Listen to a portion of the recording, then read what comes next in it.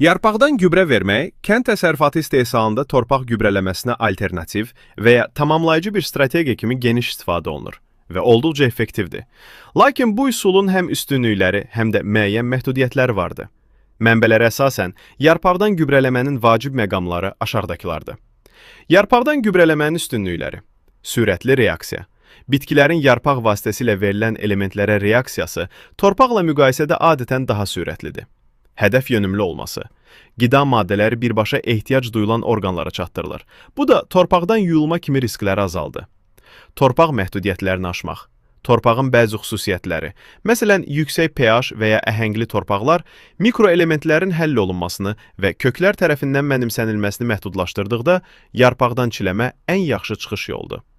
Kök aktivliyi azaldıqda, çiçəkləmə və meyvə dolumu dövründə qidalar meyvələrə yönəldiyi üçün kök aktivliyi azalır.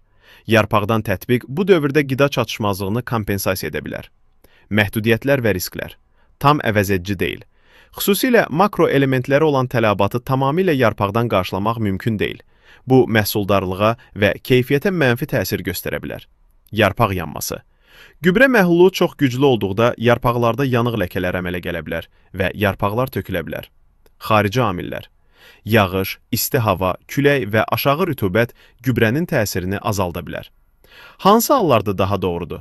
Mikroelement çatışmazlığı zamanı dəmir, bor, sink, manqan, mis kimi elementlərin yarpaqdan verilməsi daha effektivdir.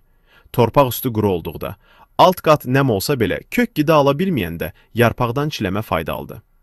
Keyfiyyəti artırmaq üçün. Bitkinin son inkişaf mərhələlərində yarpaqdan verilən qida məhsul keyfiyyətini artıra bilər. Xülasə olaraq, yarpaqdan gübrələmə xüsusilə mikroelement çatışmazlıqlarını tez təsir edir.